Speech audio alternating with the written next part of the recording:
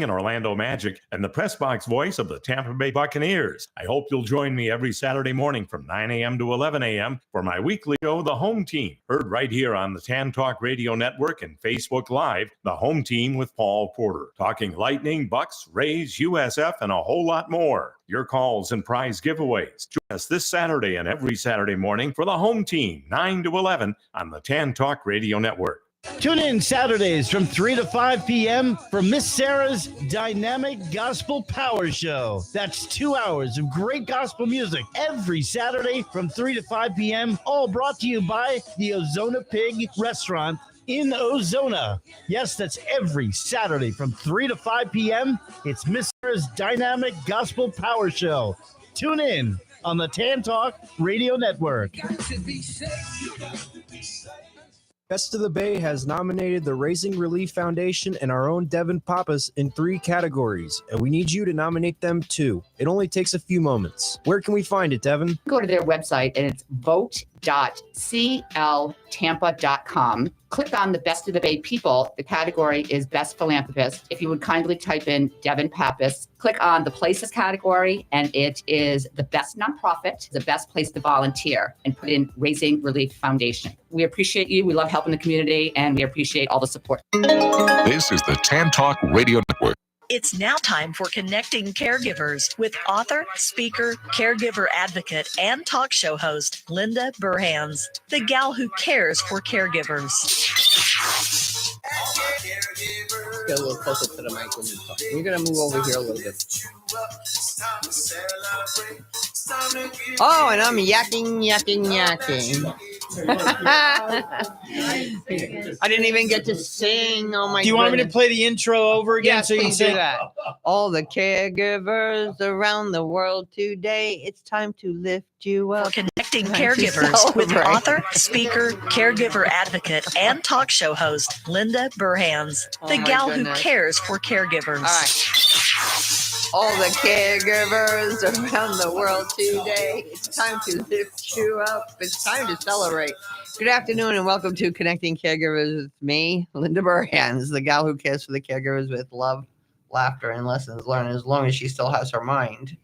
We're working on that. And when we have Mr. Ed on the board, say, how you doing, Ed? I'm doing all right. Good. And with me is my best friend, my co-host, and my sidekick, not psychic, Lynn Thornley. Good afternoon. Nice to be here. How are you today? I'm doing okay. Good. I'm glad. It's getting hot. We had so much rain, which was wonderful because my sprinklers were waiting on the parts for them. So I was so excited that we had rain. Things we get excited about. I know. Every day I went, oh, thank you, Lord. It was fabulous. And so anyway, I still have grass. Well, that's good. Yeah. Well, today we have our friend Sean Scott, who's on the first Friday of every month. Welcome, my friend. Good to be here. Yeah. What about next month? 4th of July, no, he's going to be having a party. I think I'm going to be here all by myself, just yakking. No. I was going to call in. I wouldn't leave you by yourself. Oh, okay. No, yeah, absolutely. Well, what He'll about be like, we're on a boat Yeah. somewhere, drinking champagne. Linda, how you doing on 4th of July? I'll send you pictures. And with us, we have author Julie Moore that we're going to talk to on the second half of the show. Welcome. Thank you, Linda. Glad you're here. So the first thing I want to do is give a shout out to our newest listeners. We have Cindy in St. Pete, we have Julie in Largo, and we have Vicky in Seminole. And like I say, there's always plenty of room around the Connecting Caregivers table for more listeners, whether you listen when we're live or on YouTube or Facebook or my website or wherever you'll accept us, we'll be there. Because we just want to help you find help and hope. So Sean, I got a text this morning, actually, and the text said, I have a question for Sean Scott. Oh, excellent. What is it? And I said, wait a minute. And you know who it's from? Jody from the Disability Achievement Center. Oh, very cool. What did Jody have? What's on Jody's mind? Let's see what it is.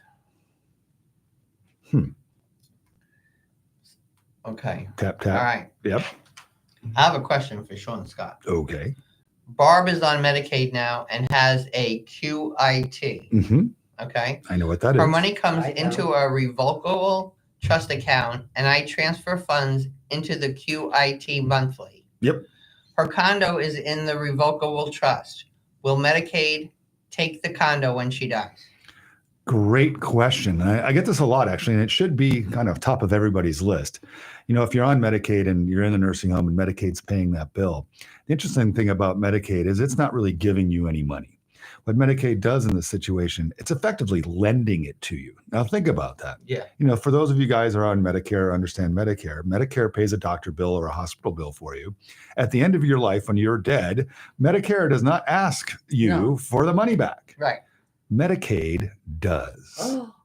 So Medicaid is not giving you anything. They're basically lending it to you. And when you die, they are a creditor in your estate. They reach their hand out and say, pay us. Now, when you die, your creditors get paid first before your beneficiaries get any of your stuff. If you've been in a nursing home for a couple of months or a couple of years, let's take a look at that. You could owe $400,000, $500,000 to the state of Florida because of what Medicaid paid on your behalf. They want their money back.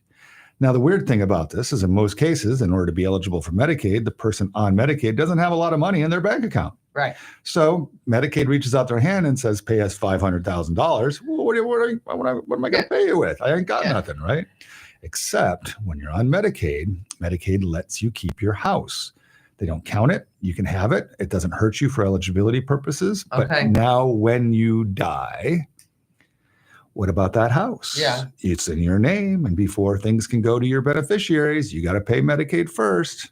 So they reach out and they try to touch the house. So this is a very, very good question. In many jurisdictions across the country, the house is way, way big time at risk. And you need to take a lot of affirmative action to plan to avoid that problem.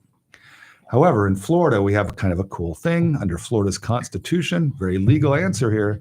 If your home is going to a protected class, what does that mean? Well, if it's going to somebody related to you, like a sister, a brother, a spouse, a child, a grandchild, as long as they're related to you by blood, so to speak, then, and you're distributing it to them when you die, Florida's Constitution says that that house goes to your heirs free of the claims of any of your creditors.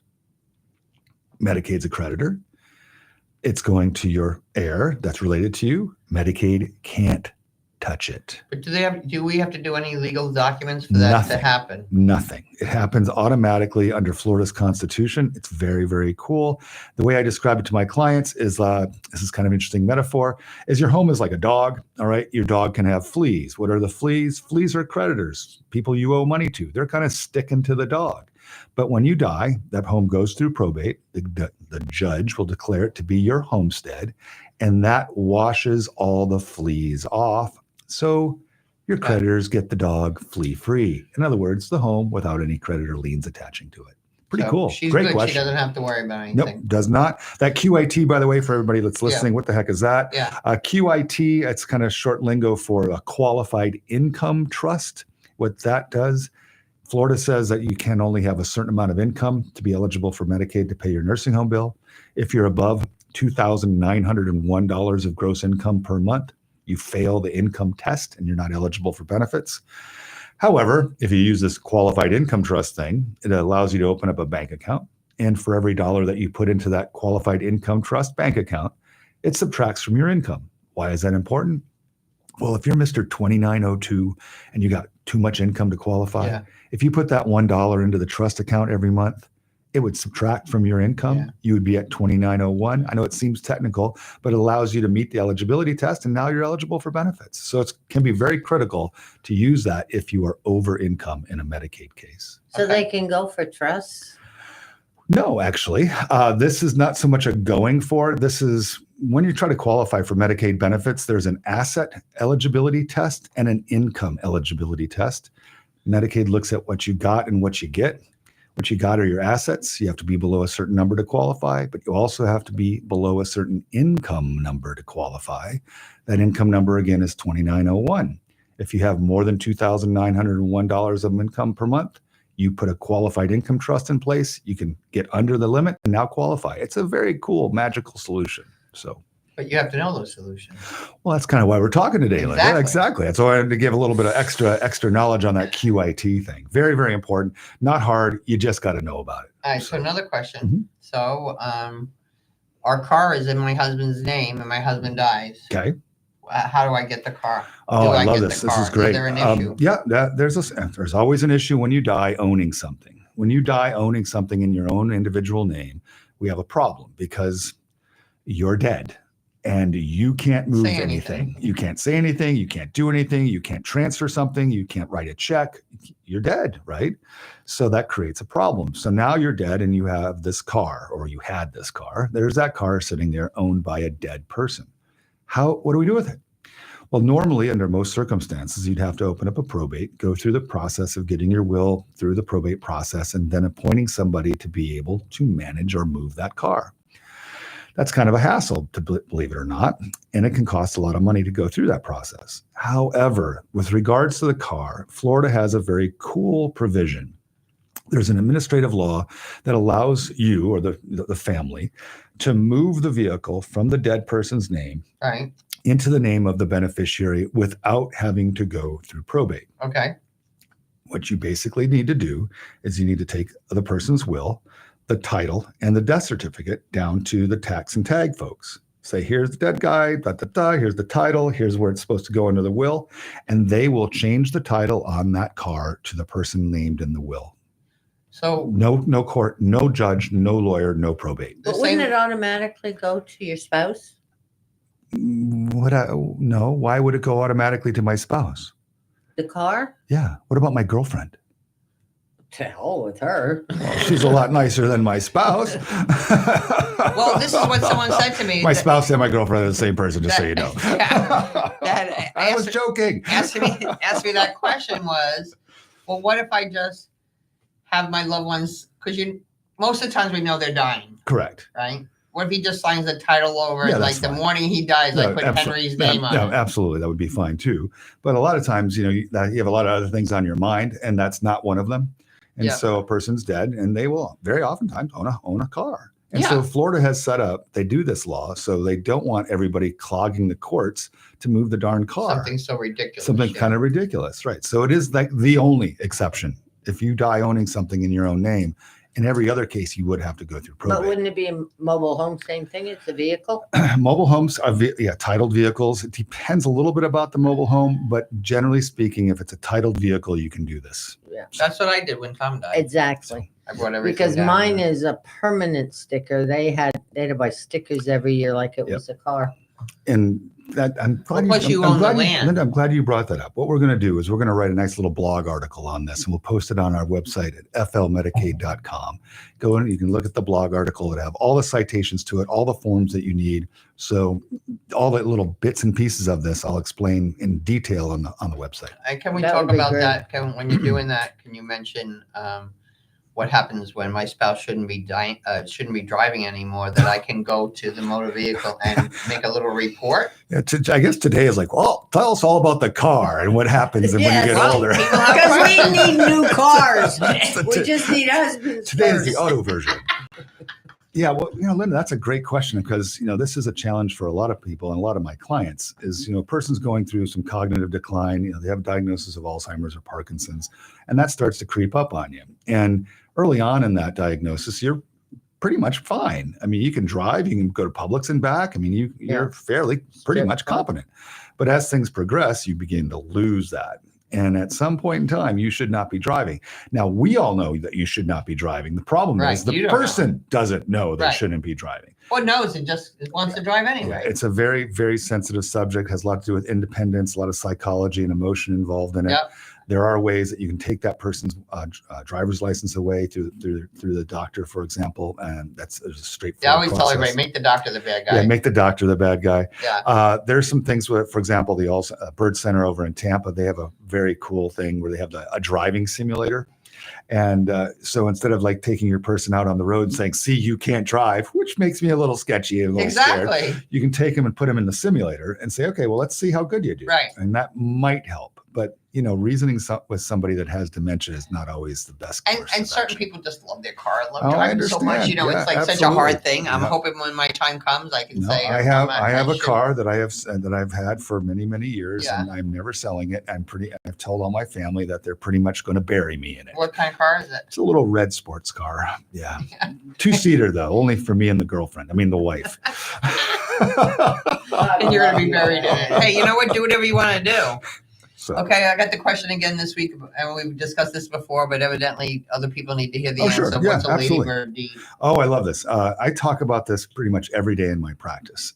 First of all, I hate the name, ladybird. It's so weird. It's a weird. There's a It's reason. not because of the president. Oh no, that's has nothing to do with Lady Bird Johnson. Okay. But that's what you would think. Oh yeah, I can tell you a story that I made up for years that sounded like it was absolutely the gospel, and I actually thought it was the gospel. I made it up, and I thought it was the gospel. That's how persuasive it was. I even believed the lie, and no, it has nothing to do with her. The idea here, the backstory on that, a very good friend of mine's dad. His name is Jerry Solkoff. He's a lawyer, was probably the grandfather of elder law, very, very good man. He was doing a seminar for other lawyers, and he was talking about this new deed that just came online in Florida. And so he throws up on the overhead projector a sample of the deed. Now, it's kind of common in the law when you're doing these things that you make up funny names for the parties. So I have one that has like Obi-Wan Kenobi and Luke Skywalker in it, right? Because they're selling property back and forth. It's just a thing lawyers do. So Jerry throws this thing up on the overhead, and as one of the parties in this deed was Lady Bird Johnson. And that deed is called an enhanced life estate deed. And so he is telling the lawyers, this is how you use this. And from that seminar, people just picked it up. It has been known as a Lady Bird deed ever since. And it has basically nothing to do with her. Right. So let me tell you what a Lady Bird deed or enhanced life estate deed is. It's actually super cool. I use it all the time. Are you familiar with adding a person's name to your bank account as a beneficiary? Yeah. Let's call it pay on death designation. So that when the person's dead, the bank will just pay it to the beneficiary named on the account. Awesome. Very cool. It's simple. It's cost effective in many ways and avoids the probate process. Cool. The problem is oftentimes you would still own your house. And so now you're dead and you're a dead person and you own this house. Well, it's got to go through probate. Again, that's annoying to say the least. So what we've come up with, and expensive, time consuming. So a lot of downsides to it. So what this Lady Bird deed does is it effectively, I call it a beneficiary deed. So it's just like adding a beneficiary to your bank account. So you put this person's name on there. They don't own it yet. They don't control it yet. You can sell it. You can change who that person is. There's no limitation on your ownership. But when you die, that person automatically owns the house. No court, no lawyer, no nothing. It's just theirs. And that's very cool. Yeah. The thing is, you got to do it before you die. I'm going to have to do that. And is that available? I have time of death for an account, right? But I don't have it on my house. And see, that's why it's so cool, because usually that house is kind of annoying because you try to do all these POD designations, but then there's still the darn house. But now with this beneficiary deed, this Lady Bird deed, I can fix that problem. And it costs you $500 for me to do that. It's going to cost you some money, but paying me $500 now avoids $3,000 to go through probate in the future. And aggravation. And a huge amount of aggravation is avoided. Well, you know I'm coming to see you one day. Okay. How many years have we been doing this? I mean, seriously, I've tried tequila. I've tried champagne. I tried free lunch. I'm going to do it one of these days after I pay for my teeth. Okay. Oh my God. Oh my God. All right. I had another question this week. The woman is a single mom, and she has a child that has disabilities. Yep. And she feels that this child is going to outlive her. Yep.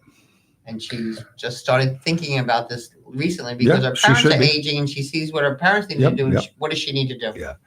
That's a great question. Interestingly enough, the last client that I saw today before coming over to the show had that exact problem. Okay. And so I tend to deal with old people all the time because I'm an elder law attorney. Because you're in Florida. And because I'm in Florida and I live in Pinellas County, right? Well, God's waiting room. God's or the world's largest above ground graveyard.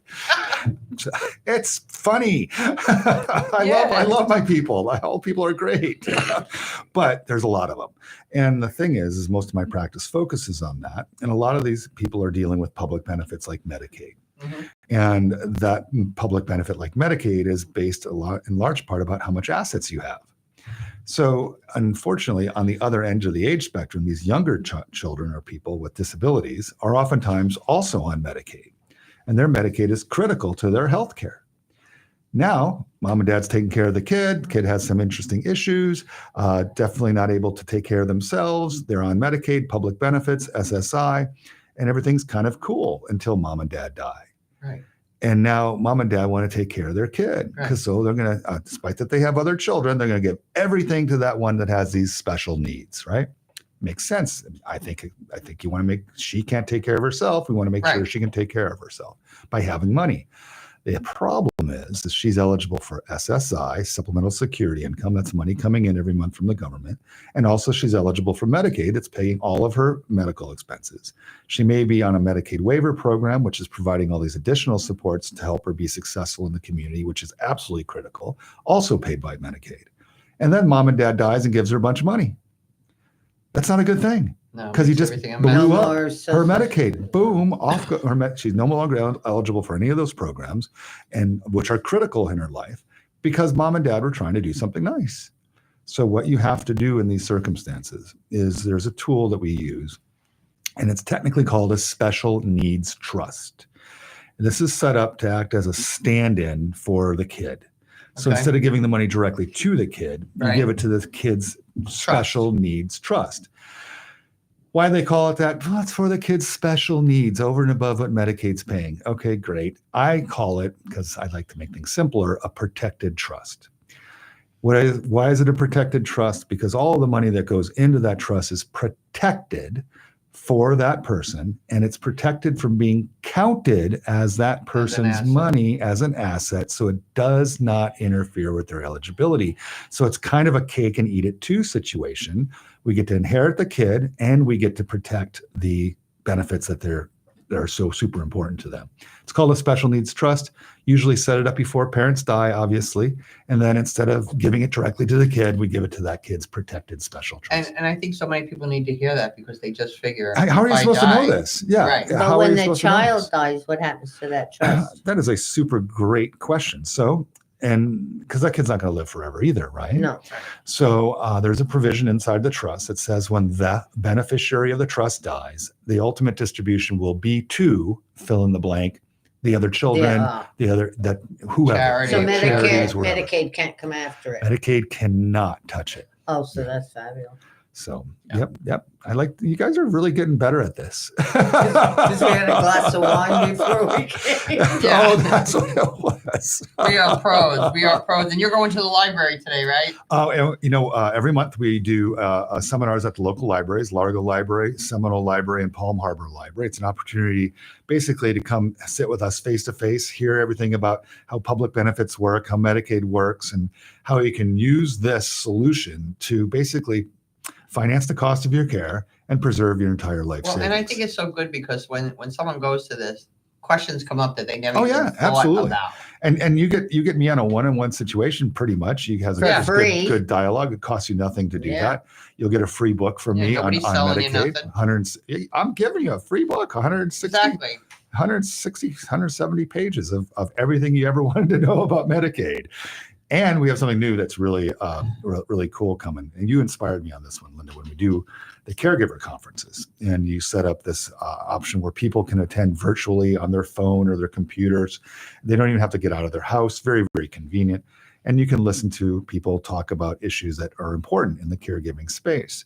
So inspired from that, what I'm doing now is we are layering in not only the opportunity to do a face-to-face, real person-to-person type thing, but a virtual seminar where you are going to be able to log in basically from your phone, not complicated, press a button, there it is, and you can watch it on your phone, on your tablet, on your computer, whatever smart device you have, and you can ask questions too. Well, you know what? I don't understand a lot of people pulling away from virtual. I'm not saying I love live, I love virtual.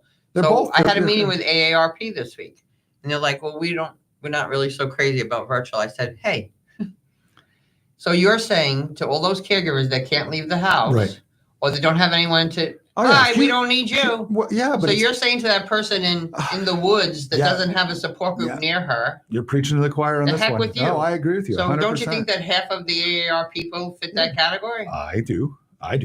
So, and my issue is I always want to make it easier for you to get the information you need to have. Yes. So whether it's listening to me live, whether it's on a radio show Yeah. like this, whether it's on a virtual presentation, whether it's on my website or my book, Which is out there to help people. I just want to make sure you can get the data and info you need. Yeah. I don't care whether it's virtual. As a matter of fact, I think virtual is really cool. Yeah, and you know what? These are all 'Cause it's topics. easy. These are all stuff that we need to talk about. Right. You don't have to take that cooking class online. It's not going to be the end of the world. But if you don't by the take way, I'm care, starting that too. So on my, I I just started a book club. Oh my God. You and I are from the same pod somewhere. I don't know where, but maybe we could do a cooking class together, me and you. oh, I would love That'd to. be great. I would love to. So, Sean and I are doing a conference in October. Yeah, October 15th. that's going to be It's a way fabulous. out. Yeah.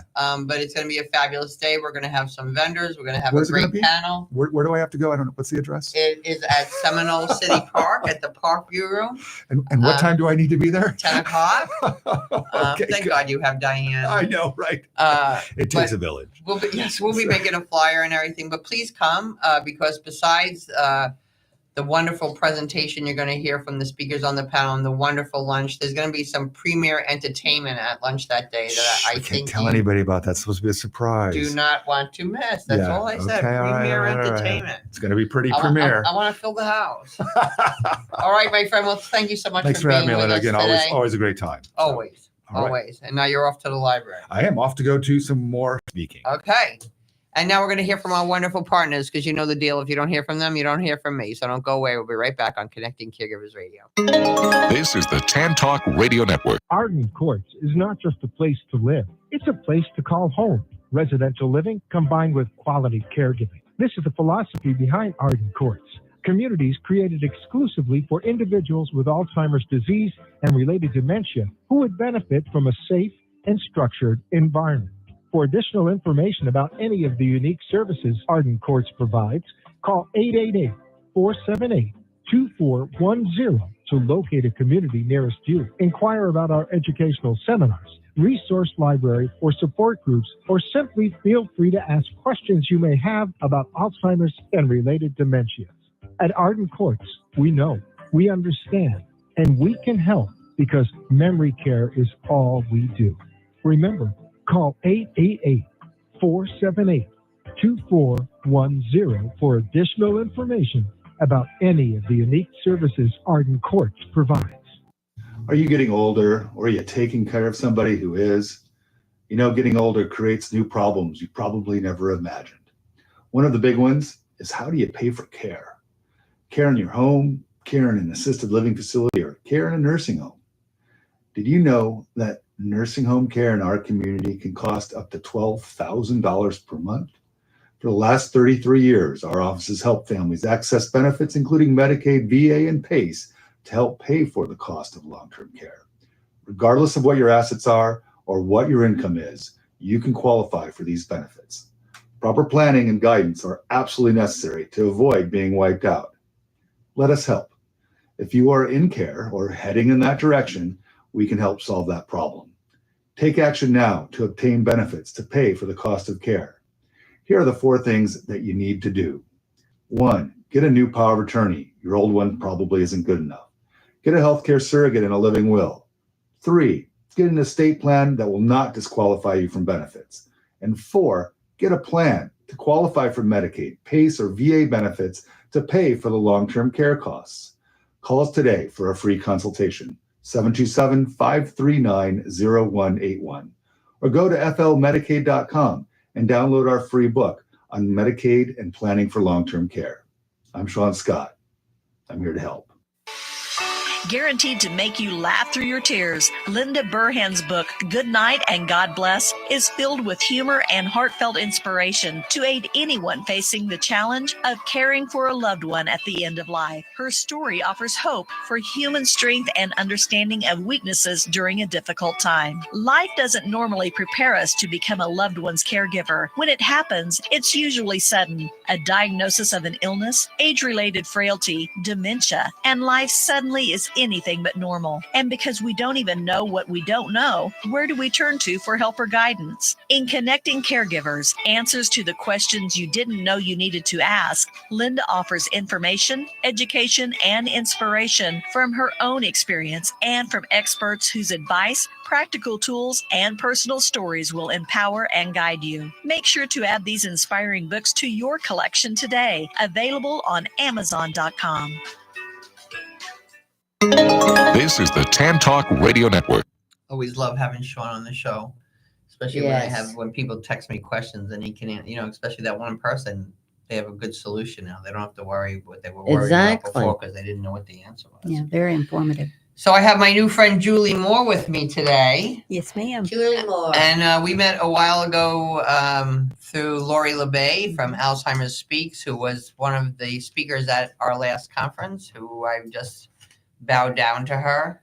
She's brilliant, and she's had quite the journey, but you've had quite the journey too. True. Very true. So I'd like you to tell our listeners a little bit about yourself and how it led to your journey, because like I said earlier today, you had a double journey. True. 2 people at the same time. At the same time. All right, so tell us. I am a 30-year retired U.S. Army veteran.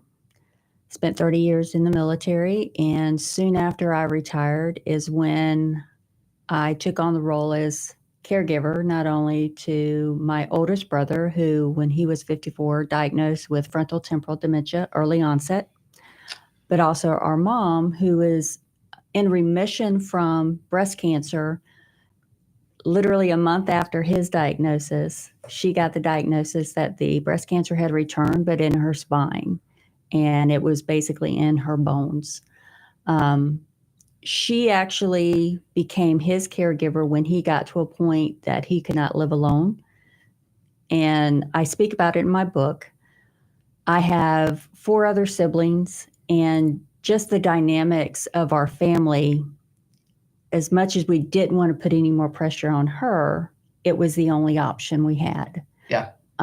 So she took him in, and not only was she dealing with her own breast cancer diagnosis, but she had been caring for one of my sister-in-laws who was living with Alzheimer's. Oh, my Lord. She had already taken care of her own mother with Alzheimer's, who had since passed. So my mom was a nurse, and that was her purpose. Yeah. And we talked a little bit about purpose earlier, but once I saw that it was too much on her, actually, she had to be rushed to the ER one day, and an emergency nurse called me and said, "Hey, there's no one here to help with your brother. Can you come?" And I live 6 hours away.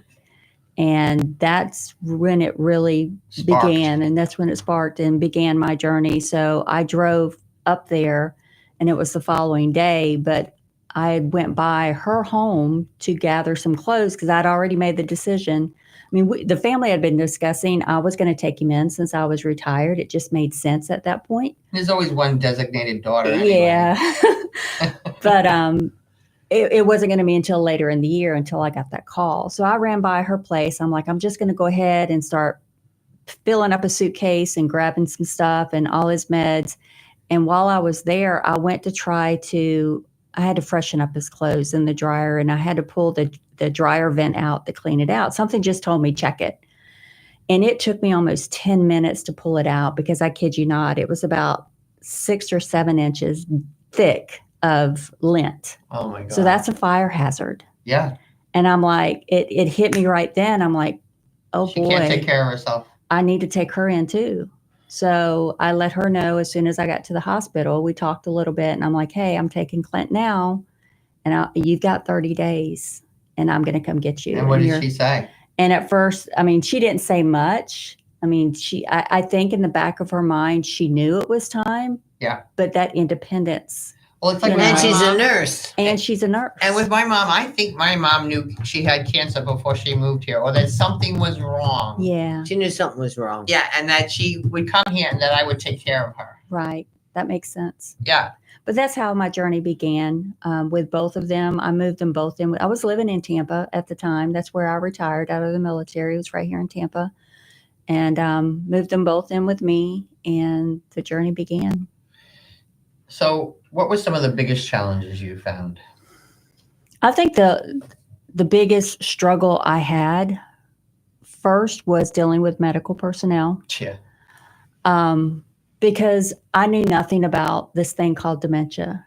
Certainly not for a 54-year-old who, No. by the time he moved in with me, was 56.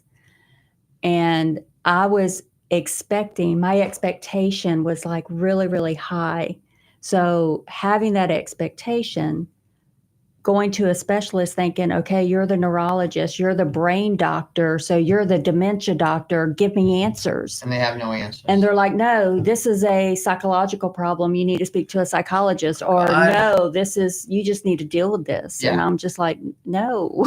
Well, somebody gets diagnosed with dementia and they go, here's some medicine, come back in 6 months. Yes. Nobody says what kind of dementia. If it was cancer, you'd say, what kind of cancer? Right. How long do I have it? How do I treat it?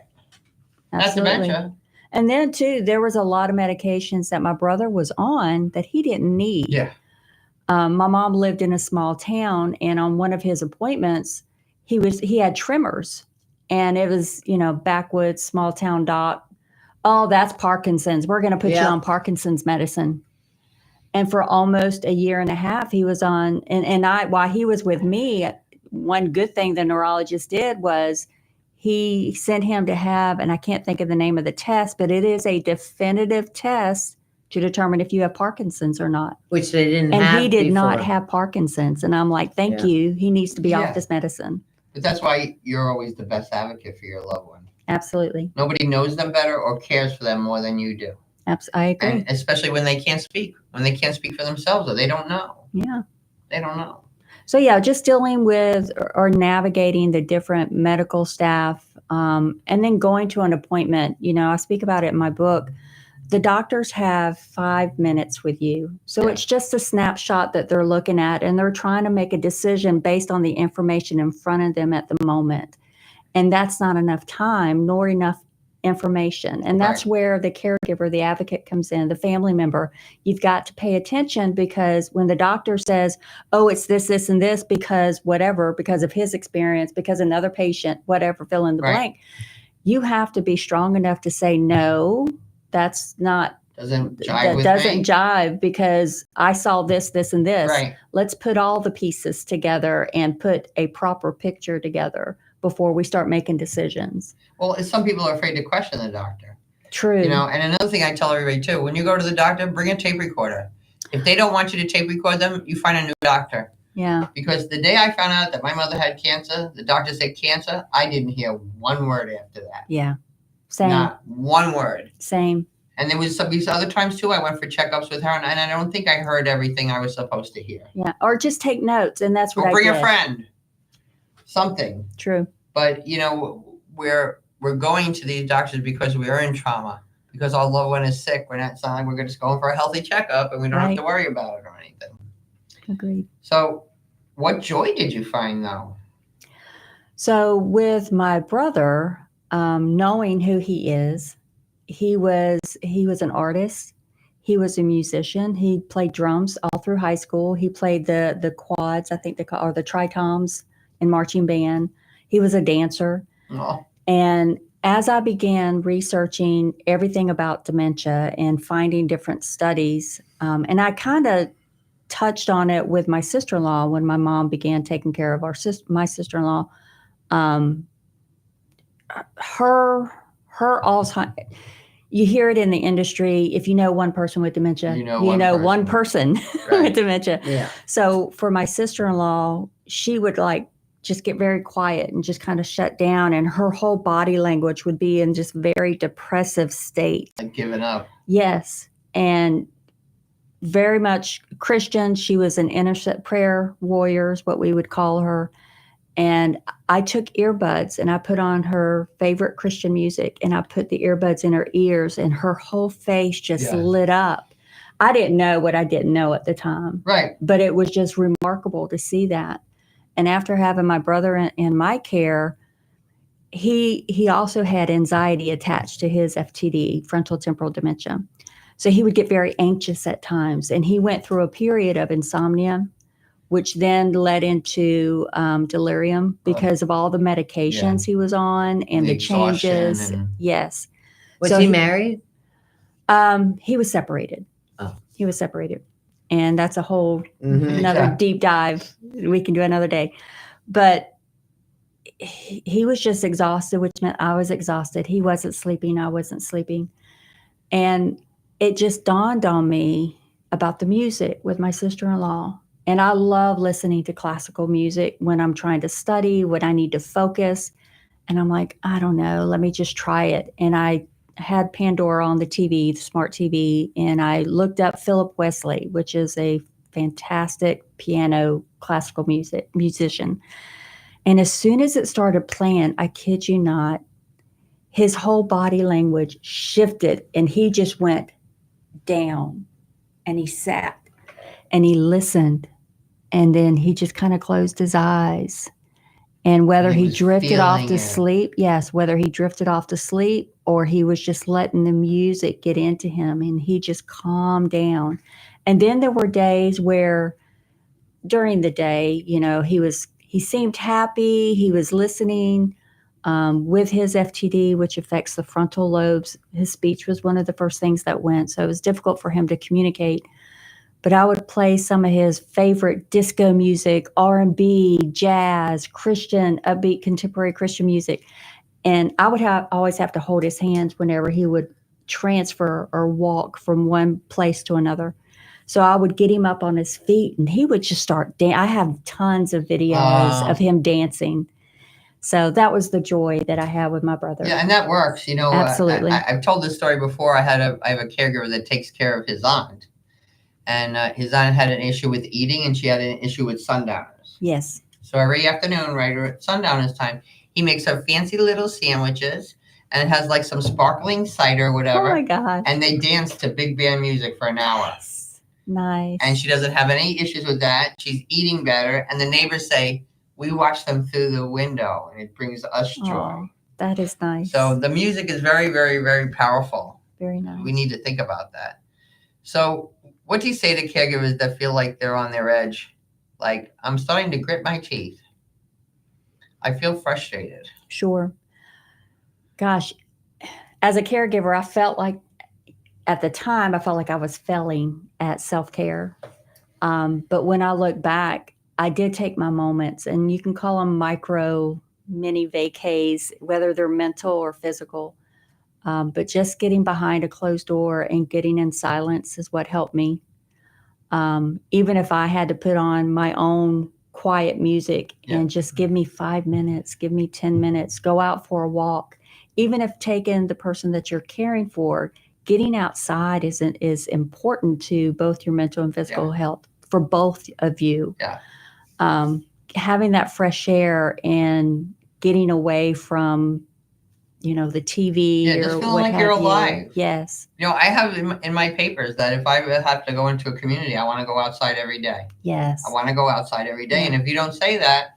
Even to this day, if I'm just driving and I come to an intersection and my windows are down, even if my window's not down, if my music's not on and I hear the birds, I will intentionally roll down my window and I would just sit and I can just get lost in listening to the birds sing. Yeah. So it's very relaxing. It's very calming. Yeah, I do that a lot with my Good Morning Seminole pictures. And I take my walk and you just, and during COVID even, I would want to meet clients, but everybody was afraid. So we used to meet at the botanical gardens and just walk like 6 feet apart from each other. I've been there and I love the place. Just joyful. And so what advice do you have for caregivers today? And before that, her book is I Am Their Voice by Julie Moore, a guide for caregivers and advocates, and you can find it on Amazon. You can find it on Amazon, on Barnes & Noble, or even on my website, which is the title of the book.com, IamTheirVoice.com. Okay. Are they both passed now? They both have passed away, and I talk about how that all happened, but they did pass a week apart. I love that you have pictures in your book, but I have to tell you, that one with your mother when she got that infection, and look at her, what happened to her A parotid face. infection. My heart, when I got to that part and I saw that, my heart just went out to you because it's tough being a caregiver. Yes. And then when you see things that are out of your control and you just see your loved one suffering. Yeah. I felt the same way as soon as I received it. So So you had them both living with you. I did for a while until I was able to get my brother into the VA. Because he is also a veteran, Air Force. He did 24 years in the Air Force. And Now, did he have an accident or anything before he was diagnosed? Because lots of times that's brought on by a head but he was injury or something. but he was a soccer player, and he coached kids soccer. Loved playing soccer. So I mean, there's always that possibility, but there's nothing documented. Yeah, because I see a lot of people, they'll just be going along fine, and then they get into a car accident and have a head injury, and then everything changes. TBI. So I was just wondering about that. All right, so keep your chin up is what we Yes, want ma'am. to tell the caregivers, Yes, ma'am. that there Keep your is joy chin in the journey. Do take time. And you know what? There's people that are listening to this show. You know somebody that's a caregiver. Just go over and give them a little break. Just go over and say, go for a walk by yourself for a half hour where I hang out with your mom or your dad or your sister or brother, whoever it is. Because you know what I say all the time? People ask, they want to help you, and you go, no, I'm okay. And that's a lie. So let them help you. I do want to add to that. As far as advice, know your person, know their likes, know their dislikes. Because once you know that, it makes your job a little bit easier. Yeah. Because then you can start discovering what does bring them happiness, what brings them joy. And it will lighten their burden that they may feel that they're putting on you, but it will also make them feel like they're alive again, even if it's just for a short period. Yeah, I have to tell you about my friend Jesse Brown. But first we need to go to our commercial. So you can hear from our wonderful partners, and we'll be right back on Connecting Caregivers Radio. This is the Tan Talk Radio Network. Choosing the right chiropractor is an important choice to make. Located in Seminole, the Alexander Spine Center team is trained on the latest chiropractic treatments and technologies. At Alexander Spine Center, you'll find chiropractic and physical therapy care that is safe, effective, and a natural approach to pain and other health-related issues. Chiropractic unlocks your body's potential and natural healing process to ensure your life is a healthy life. We treat clients from the womb to the tomb. Call 727-397-3000 for a free consultation today, or visit our website at www.alexanderspinecenter.com. They take good care of me twice a week, so check them out. Arden Courts is not just a place to live. It's a place to call home. Residential living combined with quality caregiving. This is the philosophy behind Arden Courts. Communities created exclusively for individuals with Alzheimer's disease and related dementia who would benefit from a safe and structured environment. For additional information about any of the unique services Arden Courts provides, call 888-478-2410 to locate a community nearest you. Inquire about our educational seminars, resource library, or support groups, or simply feel free to ask questions you may have about Alzheimer's and related dementias. At Arden Courts, we know, we understand, and we can help because memory care is all we do. Remember, call 888-478-2410 for additional information about any of the unique services Arden Courts provides.